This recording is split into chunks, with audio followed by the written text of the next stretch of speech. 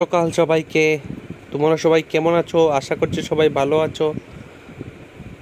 যারা যারা আমার এই চ্যানেলের নতুন দর্শক তাদের উদ্দেশ্যে বলছি, তোমরা সবাই আমার এই চ্যানেলটিকে সাবস্ক্রাইব করে পাশে থাকবে এই রকমের নিউজ নিত্য নতুন পেতে।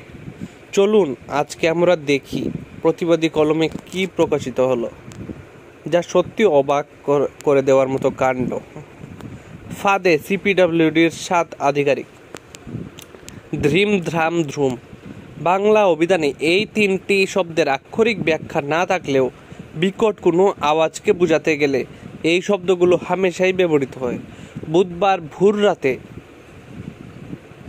শহরের অনতি দূরে অবস্থিত ভারতরত্ন সংঘকে ঘুরিয়ে ফেলার সময়কালে ঠিক এমনভাবেই বিকট আওয়াজ চতুষ্পার্শ্বের সকলকে ঘুম থেকে জাগিয়ে তুলেছে।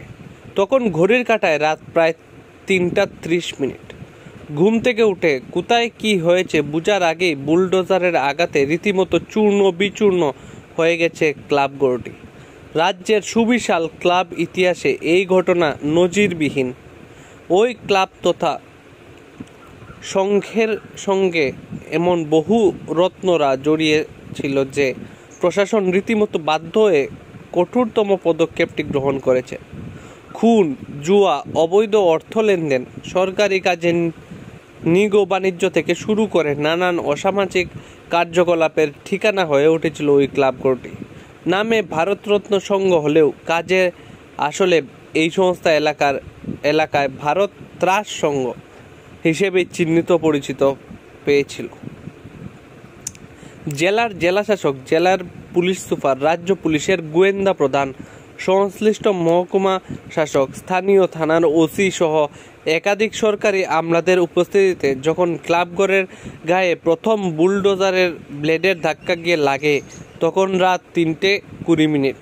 তখন থেকে শুরু করে পরের প্রায় 3 ঘন্টা সময় সরকারি আমলারা ঘটনাস্থলে দাঁড়িয়ে থেকে নিশ্চিত করেছেন ওই এলাকায় বিষয়টি নিয়ে কোনো ধরনের ঝুট ঝামেলা না হয়।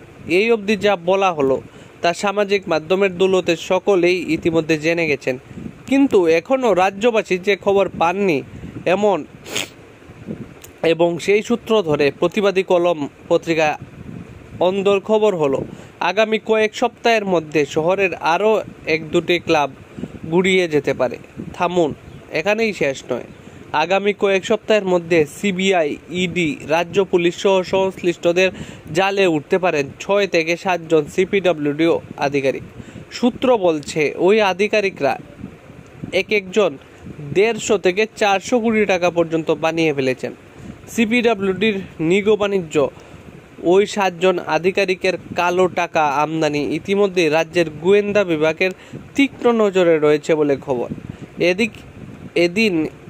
একদিকে যখন ভারতরত্ন সংঘের একটি তলা গুড়িয়ে দেওয়া হচ্ছে, তখন অন্যদিকে সরকারি আমলারা কয়েকজন মিলে ঘটনাস্থলে দাঁড়িয়েই টের পেয়েছেন ক্লাব ঘরটিকে কেন্দ্র করে ওই এলাকার অনেকেই নিগো বাণিজ্য অর্থ কামিয়েছেন।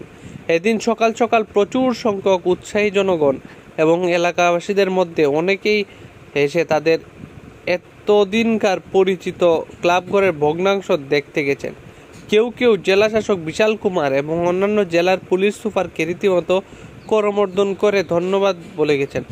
তাদের সম্মতি বক্তব্য একটাই, এই ক্লাবকে নিয়ে তাদের প্রত্যেকের আতঙ্ক দৈনিক হারে বাড়ছিল। সাম্প্রতিককালে অন্যতম রূপমর্শক বিকি খুনের পর ক্লাবটির গরিমা এবং ঐতিহ্য রীতিমতো ধুলোয় মিশেছে। এরকম একটি সময়ে ভারতরত্ন সংঘকে যেভাবে রাষ্ট্র ক্ষমতা তার নিজস্ব পরিধির মধ্যে থেকে রীতিমতো ক্লোজ চ্যাপ্টার করে দিয়েছে, তা এক কথায় সরকারের সাফল্যই বলা চলে। এখন কথা হলো সিপিডব্লিউডির আধিকারিক যারা রাজ্যে গোয়েন্দা বিভাগ সহ অন্যান্য সংশ্লিষ্ট মহলের নেক নজরে আছেন বলে খবর, তারা আগামী দিনে সবাইয়ের রাজ্যে অবস্থান করবেন তো? এদিনের এই সরকারি সাহসী পদক্ষেপের পর ওই আধিকারিকরা অন্য রাজ্যে পালিয়ে যাবেন না তো?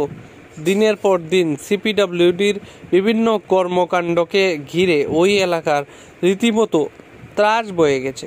ভিকি হত্যাতে যে শুধুমাত্র ওই নিগো বাণিজ্যেরই একটি কুফল তা এখন আর বোঝার বাকি নেই কারোরই।